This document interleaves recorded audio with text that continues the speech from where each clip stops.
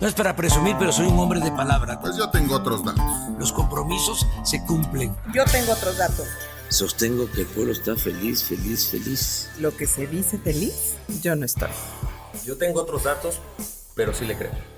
Yo tengo otra información. Hola, ¿qué tal? Bienvenidos a Señor Presidente. Yo tengo otros datos. En esta ocasión me acompañan Carlos Arredondo, Suriel Elizondo y su servidora Carla Guadarrama. Vamos a extrañar a Cowanin, pero... Otra vez. Bueno, una quiere empujar aquí el tema de echarle porras desde aquí. Creo que solamente nos vino a dar un empujoncito y ahora sí a seguirle. Bueno, vamos a estar hablando esta vez con las elecciones calientitas y qué tanto le conviene a México y qué tanto desorden se ha armado, ¿no? Aquí con nuestros vecinos del norte. También, ¿para qué nos hacemos si en nuestro país tenemos también una alianza federalista contra el presidente y el mismo presidente en medio de la peor, bueno, algunos de los peores números en la pandemia? Poniendo el ejemplo de que él para qué quiere usar el cubrebocas. Entonces, ¿cómo ves, Carlos? ¿Nos puedes dar un poquito de pie para conocer las elecciones en Estados Unidos y cómo va el panorama y cómo nos pegaría a nosotros? Bueno, está que arde el tema en Estados Unidos. Había sido una jornada electoral, la de este martes 3 de noviembre, muy tranquila, con un récord de participación de la población de los Estados Unidos, hay que decirlo. Los dos candidatos punteros, porque no son los únicos, también hay que recordarlo, ya tienen a estas alturas más votos de los que sacaron en la elección de 2016 Donald Trump y Hillary Clinton. También hubo un récord de votación anticipada. Hay que recordar que la elección en Estados Unidos o el sistema electoral en Estados Unidos tiene ciertas peculiaridades que lo hacen muy distinto a nuestro sistema electoral, el que nosotros conocemos acá en México.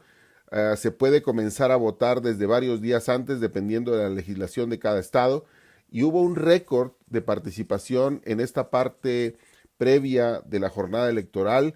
Más de 100 millones de personas votaron anticipadamente en el territorio de los Estados Unidos, millones de boletas se remitieron por correo, y ese voto anticipado justamente y ese voto por correo es el que tiene en vilo al mundo, porque ayer en la noche, cuando ya nos íbamos a ir a dormir, era casi la medianoche, pues parecía que nos íbamos a tener que conformar pues con quedarnos ahí con el incumplimiento de esta ola azul que habían pronosticado tantas encuestadoras, pero tranquilos porque pues las cosas no habían pasado a mayores y no se había sobrecalentado el ambiente electoral.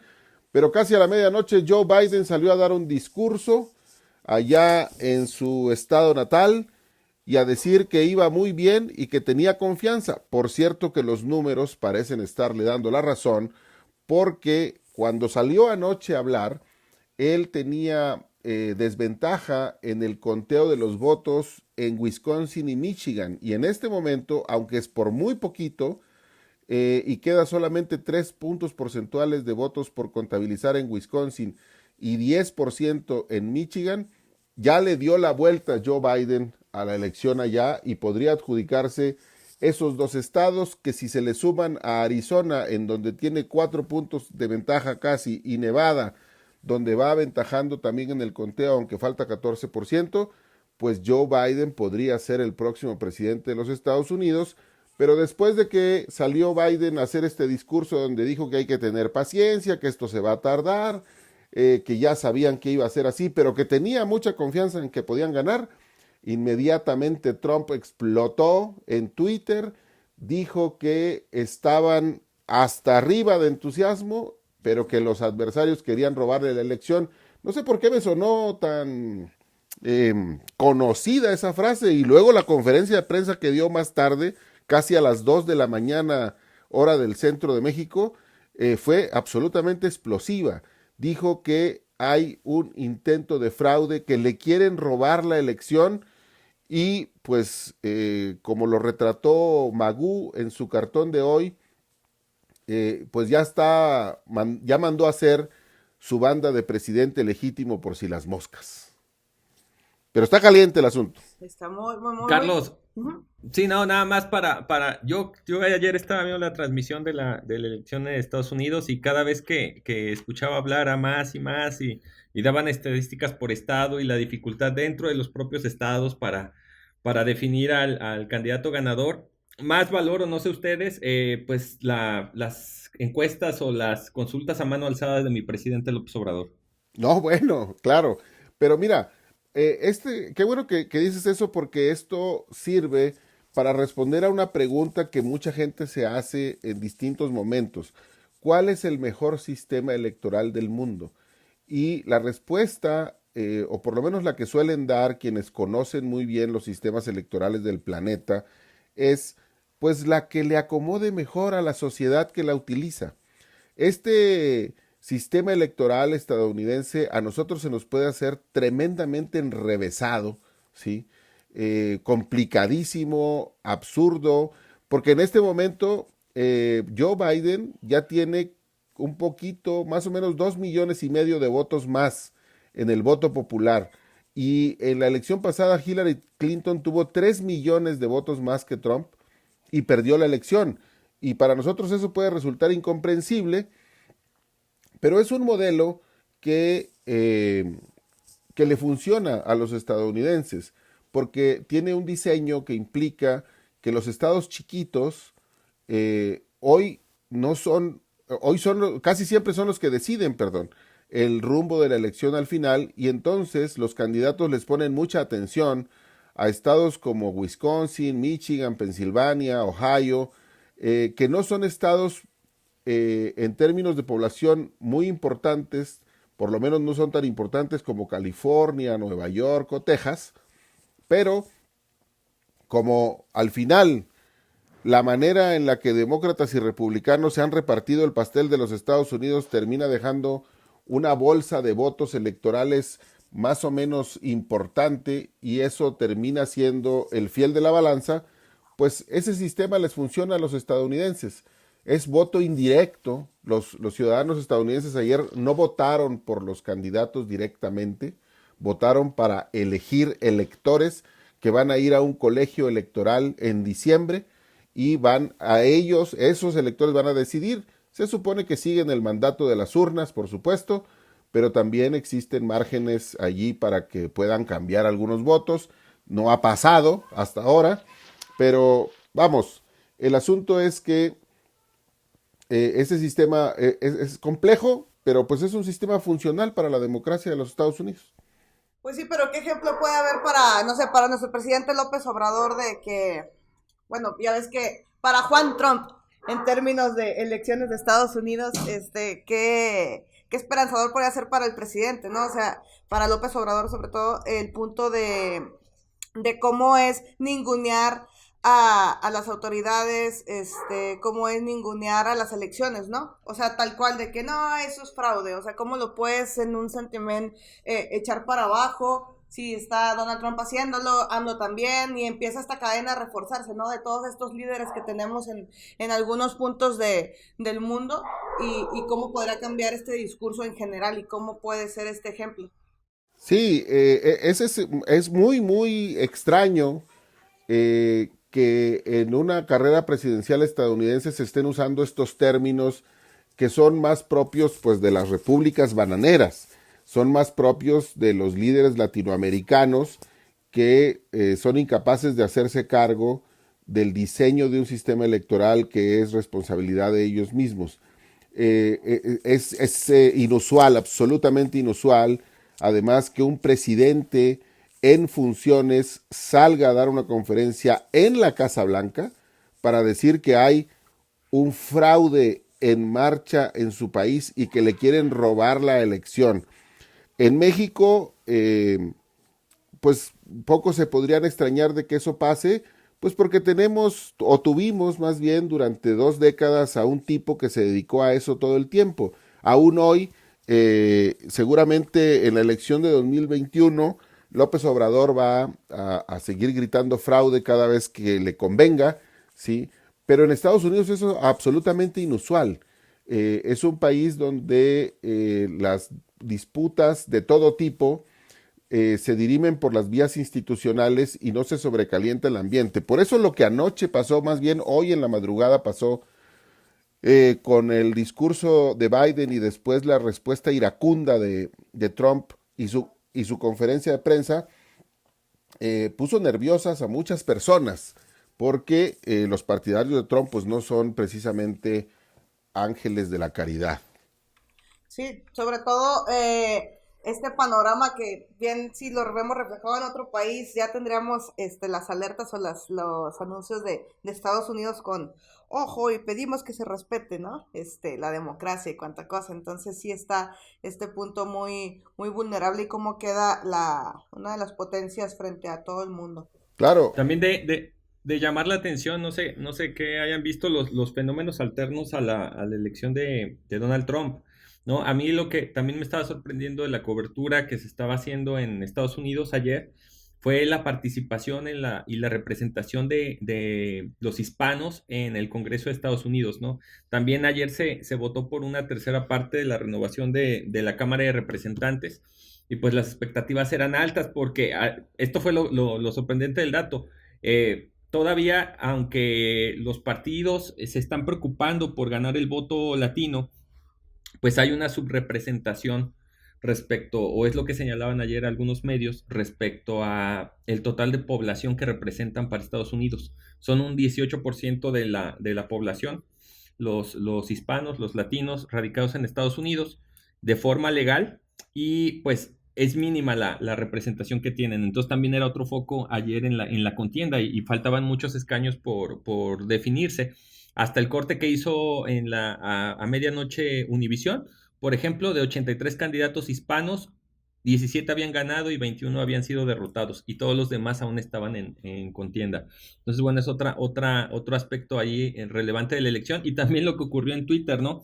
Precisamente después de que enmudeció en las redes sociales Donald Trump algunas horas, se le ocurre lanzar este tweet donde refiere que hay un intento de robar la elección por parte de los demócratas y pues Twitter lo veta y pone este anuncio de que parte del contenido ha sido objetado o puede ser engañoso. Bueno, la referencia de que puede ser una fake news, ¿no? Sí, debe estar haciendo la peor rabieta de su vida Donald Trump por esto que hizo Twitter anoche, que además lo hizo rapidísimo, a los segundos de que había tuiteado, no le censuró el tweet, sino que le puso encima una leyenda. El tweet ahí está, se puede leer, pero primero tienes que pasar por el aviso de que ese contenido puede ser engañoso. Y bueno, estas disputas por la representatividad, no solamente en la presidencia, sino también en los cuerpos colegiados, los congresos, pues es una disputa normal en la democracia, como la que estamos viendo en México con la Alianza Federalista y el presidente, Suriel. Bueno, es en otro capítulo de la Alianza Federalista contra López Obrador y el circo que se está armando, que cada vez vemos más que es un tema meramente electoral. Si en algún momento creíamos que era una exigencia justa de recursos, creo que se está pervirtiendo con el manejo mediático que dan unos y otros, porque si bien sí es cierto. ¿En algún momento sí creyeron ustedes que era, o sea, que sí era como legítimo este grito? ¿O desde un inicio era muy obvio el tema electoral? Creo que porque estaba mezclado, creo que lo señalamos aquí, ¿no? Sí, estaba mezclado los puntos de que eran diferentes partidos, aunque desde el inicio lo quisieron minimizar, bueno, López Obrador, ¿no? Pero nuestro argumento en algunos de los puntos era, pues hay una mezcla ahí de partidos, no es nada más un grupo que está contra López Obrador. A mí me parecía que cuando hicieron los señalamientos iniciales en torno a la pandemia y al manejo de la pandemia, eran muy puntuales en los temas. No se desviaban y sobre todo no hacían circo. O no hacían circo como lo están haciendo a últimas horas. ¿Por qué ya esto de circo? Bueno, recordemos la parte en la que pues dan un anuncio acoplado entre los 10 mandatarios la semana pasada en eventos simultáneos, en el que dicen que pues amagan con romper el pacto federal, no el pacto fiscal, el pacto federal. Creo que esa ha sido la mayor payasada y donde han abaratado su discurso y donde la gente los empezó a menospreciar, o a rebajar al punto de un tema político, ¿no? Cuando hacen eso ya hablamos de una acción separatista y por parte de la alianza. Pero bueno, ayer López Obrador, para quienes nos escuchan, hoy es miércoles 4 de noviembre, el día martes 3 de noviembre, pues López Obrador responde a la Alianza Federalista como no lo había hecho prácticamente en todos estos meses, ¿no? Sí había hecho referencias a la alianza, pero ninguna como la de hoy. ¿Y qué hizo el presidente? Bueno, en la mañanera expone una tabla en la que señala los montos que han recibido cada uno de los estados y habla pues hace un comparativo y señala que estados del sureste, por ejemplo, reciben menor cantidad que algunos del norte. En fin, él habla de que su gobierno se ha ajustado a lo que marca la ley y hace énfasis en eso, ¿no? Que finalmente no es un tema que haya que tocar con el gobierno federal, sino con el poder legislativo, porque se tendría que reformar la ley de coordinación fiscal. Y es Sí, ahí claro, hacia ahí cuando me conviene, su discurso. hay que ir al Congreso porque el Congreso es el que hace las leyes y es el que determina o sea, es una payasada del presidente. Es una payasada de todos, Carlos. Y yo, ahí tengo una diferencia contigo. Mira, yo sí creo que puede ser que los gobernadores no estén como tan dispuestos quizá a ir muy lejos, ¿sí? Pero creo que todos deben de tener muy claro que esta sí es la madre de todas las derrotas que les puede infligir López Obrador. Me parece que todos tienen que calcular que les va a redituar más para la posteridad, para la forma en que van a ser recordados en la historia, pues morir en el intento, quedar desangrados en el campo de batalla antes que dar pasos para atrás. Y a mí me parece que no han dado pasos para atrás todavía.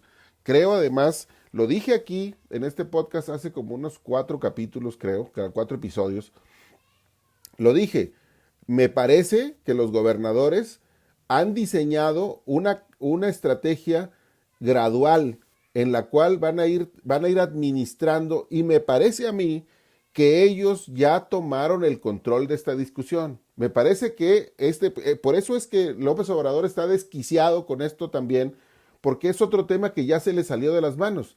No tiene el control de la discusión sobre este tema, la tienen los gobernadores y están administrando, me parece, muy bien los dardos que prepararon para lanzarse al campo de batalla. Yo creo que efectivamente no están planteando una guerra civil de entrada. Y me parece que fueron muy claros. Dijeron, primero queremos diálogo. Y después, si no se puede el diálogo, entonces sí estamos dispuestos a ir hasta las últimas consecuencias.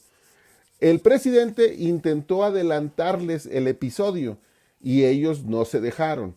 Sí, a mí sí me parece que esto no es algo que está ya muerto, que se desinfló.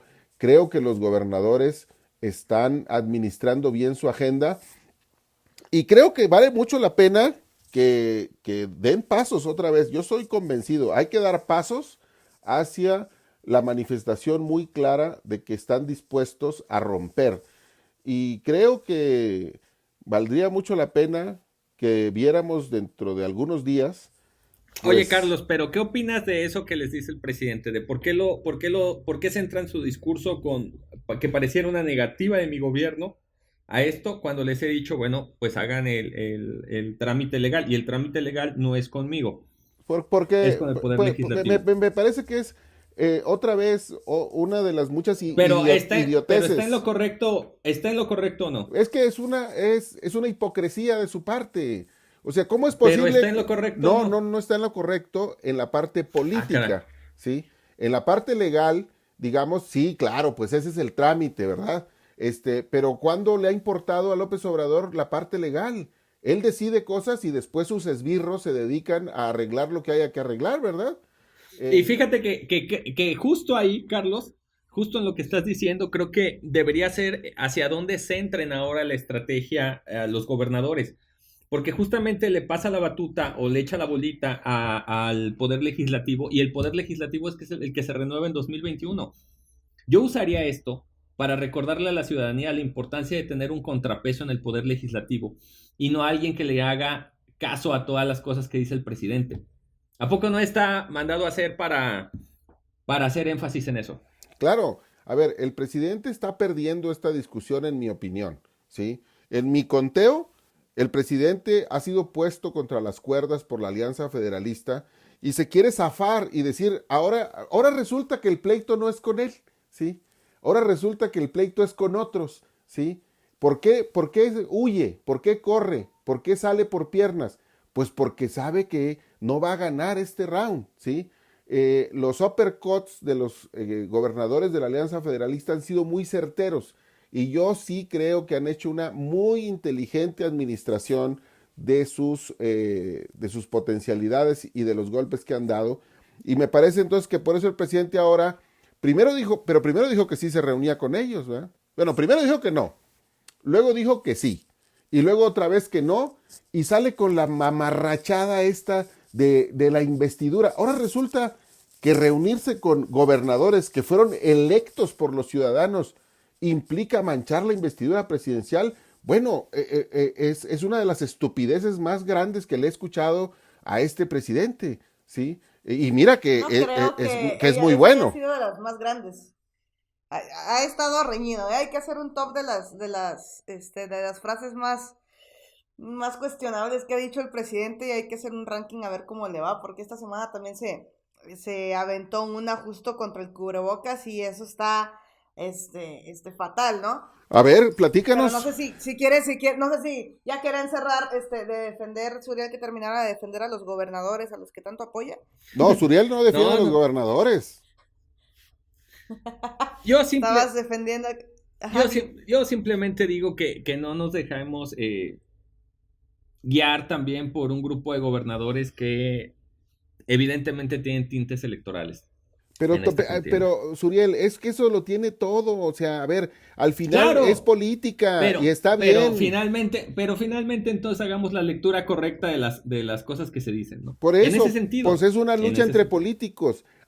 Yo lo que te diría es, ¿y qué podemos ganar en eso los ciudadanos? Por lo que hace al estado de Coahuila, al estado donde yo nací y en el que los tres que estamos aquí en este podcast en este momento vivimos, por lo que hace a eso, yo estoy con el gobernador de mi estado por más recursos para atender los problemas de nuestra población y estoy absolutamente en contra que a partir de criterios arbitrarios, oscuros y además económicamente infundados, a nuestro estado, que es un estado que produce y produce mucho y contribuye mucho al fortalecimiento de la República, se le castigue simplemente pues porque al presidente ya no le salen las cuentas después del dispendio al que se ha dedicado durante estos 2 años y cuando anda tratando de defender los centavos y tira carretadas de dinero en Pemex, en Dos Bocas, en Santa Lucía y en el Tren Maya. O sea, no. Que ahí, pues lo no. que ahí lo que estás diciendo tiene que ver con los fideicomisos, no tanto con la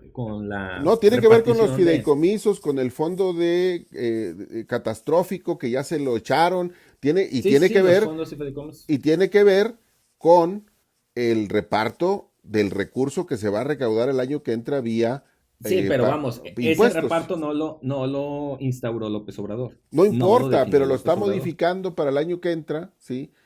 En perjuicio del estado donde yo vivo. Y ahí, ¿Pero qué modificó? No modificó la ley de coordinación fiscal, López Obrador. no, pero los componentes que terminan estableciendo cuál es el reparto de recursos para los estados, eso sí los afectó gravemente, ¿sí? Y entonces el estado donde yo vivo va a recibir menos dinero el año próximo que ya recibió menos que el anterior, y yo no estoy de acuerdo con eso. Bueno, pero en temas también más jocosos, ¿qué dijo Carla ahora López Obrador del cubrebocas? No, más jocosos, qué vergüenza, Suriel. De esas veces que me arrepiento de haber votado por él, pero creo que esta vez sí, por eso les decía del ranking, pero no quiero yo maquillar sus palabras, mejor vamos a escucharlo. Ahí va. Algún día me pongo cubreboca, sería por la gente, por respeto a la gente. No me pongo porque guardo la distancia y porque el doctor me dice me ha dicho de que no es necesario si no estoy infectado, que hay que ponérselo para no infectar a otras personas. Bueno, pero me lo pondría nada más porque veo en la calle la gran responsabilidad de la gente de que aún sin saber a ciencia cierta si ayuda o no ayuda, todos con su... No, ¿qué opinan? Está cañón, ¿no? Imagínense cuánta gente, y de hecho hay muchos reclamos al presidente de este ejemplo que da, de que no importa, no sirve. Hay un grupo muy vulnerable y gente que igual no tiene el acceso a ciertos, a informarse tanto, y lo que justifica es, ¿yo por qué lo voy a usar si el presidente no lo está utilizando, no? Y también esta forma de minimizar el uso del cubrebocas cuando estamos rebasando la cifra de 90,000 muertos y los hospitales, como lo estamos viviendo en el norte del país, específicamente en Coahuila, se están llenando las camas, y él apostando a minimizar este tipo de acciones que sin duda y ha sido de alguna forma comprobado, sí puede marcar una diferencia ante los contagios. No, Bueno, está. ese es el presidente Chimoltrufio. ¿Cómo? Pues como dice una cosa, dice la otra. Y en Fíjate que ahí difiero, Carlos. Creo que es coherente con su discurso y ahí está el problema. Estamos ante un caso más de el presidente nunca se equivoca. Porque algo ha sido claro, ha mantenido la línea de que el cubrebocas no sirve. Pero ¿a qué costa, sabes? O sea, a 90,000. No, bueno, eso ya es otra cosa. O sea, el tema a mí me parece de risa, ¿no? Un caso para análisis mundial, o que debería ser un escándalo mundial que un presidente a estas alturas pero, a ver, esté cuestionando el uso del cubrebocas. Nada más quisiera aquí comentar a la audiencia que esto tiene un origen en una discusión que sí fue internacional y que sí existió en su momento, pero fue al inicio de la pandemia. ¿En qué tan efectivo era? Y para un momento de la pandemia, ¿qué tan efectivo era el uso masivo de cubrebocas y la utilización de cubrebocas en todas las personas, sobre todo en vía pública? Recordemos que al inicio de la pandemia se aclaró que las mascarillas no funcionaban para evitar contagios. Es decir, si tú te ponías un cubrebocas, no mascarilla, cubrebocas, y estabas en contacto con alguien que fuera de la sana distancia, con alguien que estuviera contagiado de COVID-19, esto no te iba a salvar de ser contagiado, pero sí reduce, y eso se quedó confirmado en el siguiente mes prácticamente, sí reduce la difusión del virus. ¿Por qué? Porque evitamos que si nosotros somos pacientes asintomáticos, por ejemplo, o con ¿cómo se llama? Síntomas leves. Síntomas leves, pues evita que se dispersen las partículas en el aire y pues contagiemos a otros, ¿no? O sea, está comprobado por la Organización Mundial de la Salud. No sé, ya a estas alturas de la pandemia, en dónde se sustenta el presidente para decir que, pese a que esto no esté comprobado, no sé a qué estudio se refiere el presidente, no sé a qué fuente se refiere el presidente cuando habla de que el doctor, evidentemente hablamos de López-Gatell o en determinado caso de Alcocer, de su secretario de salud, que son los doctores a los que pues él se refiere, ¿no? Rápidamente, o su médico de cabecera, sepa Dios quién le pasa ese consejo y qué información está, o de dónde se basa este doctor para decir eso, pero ya todas las instancias internacionales lo han instaurado, ¿no? Si en algún momento vemos fotos de China donde la gente está sin cubrebocas, pues es porque ya no hay ningún caso detectado en esa ciudad. No porque no sea un buen utensilio, una buena herramienta para evitar los contagios en un país como México y en la situación que Suriel, está viviendo. a ver, yo dices que difieres en que sea Chimoltrufio, pero me parece que otra vez... pero a ver, dicho otra cosa. A ver, no, pero espérame, claro que sí. Discutiendo A ver, si es Chimoltrufio o no. No, pero a ver. ¿Qué nivel? Claro que sí. En el audio que nos acaba de poner Carla, lo que dice el presidente es: yo me pondría el cubrebocas para seguir el ejemplo de la gente. O sea, ¿cómo? Ahora resulta que el presidente, ¿sí?, no toma el liderazgo en algo que eventualmente pueda ser considerado o deba ser considerado útil, necesario o hasta indispensable, sino que él lo que hace es, en todo caso, y nomás para manifestar mi respeto para las personas que sí lo usan, me lo pondría. Ese es de la ambigüedad, es una ambigüedad hasta criminal, ¿sí? Porque al final... No, aparte... Sí. No, aparte él había dicho en agosto, había mencionado que si ayuda que él aparezca con cubrebocas para que la gente más o menos lo siguiera, pues él lo iba a hacer. Y aparte hay una encuesta que se hizo también por el mes de agosto donde la gente ya le estaba mandando una gran señal al presidente. Más del 70% de los mexicanos que fueron encuestados en este ejercicio del financiero que hizo en ese momento, le recriminaban, o sea, desaprobaban que él no utilizara cubrebocas. Desde agosto. No, y han pasado varios meses. Y las cifras siguen. Y él sigue con este punto. Y ha dicho tarugadas del estilo, me voy a poner cubrebocas cuando se acabe la corrupción, ¿no? Y entonces claro, él ha trivializado el tema y ahora resulta que es muy importante el tema, pero porque él respeta a la gente, ¿sí? O sea, él sigue convencido en su fuero interno que el cubrebocas no sirve para nada, pero como él es respetuoso de la gente, pues si estuviera con más gente, se pondría el cubrebocas. En serio, pues, la chimoltrufia convertida en presidente. Bueno, es un presidente que ya había enseñado que sabe cuadrarse ante quien lo manda, ¿no? Como Donald Trump. Ya recordemos que en su visita a Estados Unidos también se lo puso. En fin, pues entre alianzas federalistas, cubrebocas y una elección que nos tiene en vilo a los mexicanos, porque ya no sabemos, eso es otro tema interesante, nada más para que el tema que teníamos ahí de la elección presidencial, que pues ya no nos quedó claro tampoco, pues qué nos conviene más, ¿no? Si gane Donald Trump o si gane Joe Biden. Uno pensaría rápidamente que Donald Trump afecta a México, pero resulta que con Donald Trump, pues México está en una posición que nunca había estado como socio comercial de la potencia más grande del mundo.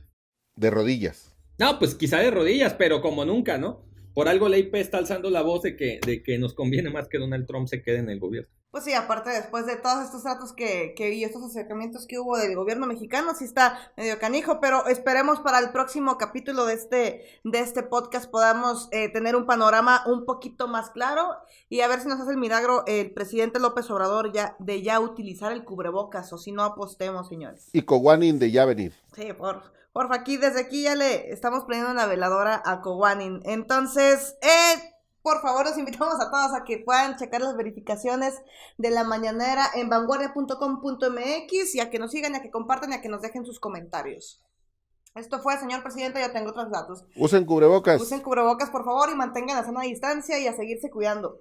Sí, usen cubrebocas para encajar. Para ser aceptados. Sí. Para ser aceptados. Eviten ser señalados. No vayan a fiestas. Resguárdense. Adiós. Bye. No es para presumir, pero soy un hombre de palabra. Pues yo tengo otros datos. Los compromisos se cumplen. Yo tengo otros datos. Sostengo que el pueblo está feliz. Lo que se dice feliz, yo no estoy. Yo tengo otros datos, pero sí le creo. Yo tengo otra información.